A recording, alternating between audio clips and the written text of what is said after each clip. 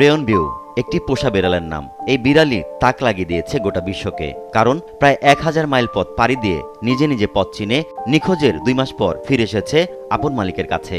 রেয়নের হারিয়ে যাওয়া ও ফিরে আসার সেই গল্প এখন সবার মুখে মুখে। সুসান ও বেনি আংভিয়ানো দম্পতি বাস করেন যুক্তরাষ্ট্রের ক্যালিফোর্নিয়ার সালিনাসে। গত জুনে ওয়াইমিংয়ের ইয়েলোস্টোন ন্যাশনাল পার্কে বেড়াতে যান তারা। সঙ্গী ছিল প্রিয় বিড়াল রেয়ন বিউ। সেখানেই বিউকে হারিয়ে ফেলেন তারা।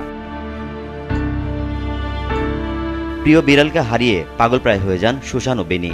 খোঁজা শুরু করেন বিউকে। এজন্য তারা দিনের পর দিন অবস্থান করেন ইয়েলোস্টোন ন্যাশনাল পার্কে। সুসান ও বেনির হতাশায় পাশে দাঁড়ান পার্ক রেঞ্জার ও বেড়াতে আসে অন্য ক্যাম্পাররাও। চলে দিনের পর দিন খোঁজ, কিন্তু কোথাও পাওয়া যায় না প্রিয় বিড়াল rayon বিউকে।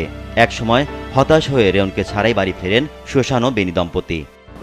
We saw it here, we saw it there, or even it was the hardest day because I felt like I was abandoning him. তবে থেমে থাকেননি সুসান ও তার স্বামী বেনি আংভিয়ানো। চলে ছোটাছুটি, পেটুয়া ছবি ও তথ্য প্রকাশ করে, কিন্তু কোনোভাবেই খোঁজ পাওয়া যাচ্ছিল না রেয়নের। 2.5 বছরের পোষা বিড়ালকে হারিয়ে ভেঙে পড়েছিলেন সুসান ও আংভিয়ানো, কিন্তু কখনোই নিজের সন্তানসম বিড়ালকে ফিরে পাওয়ার আশা ছাড়েননি। সেই আশাকে সত্যি করে হারিয়ে যাওয়ার 2 মাস পর ফিরে আসে রেয়ন বিউ। রেয়ন বিউ হারিয়ে যাওয়ার 61 দিন পর সুসান দম্পতির কাছে আচমকাই একটি বার্তা আসে।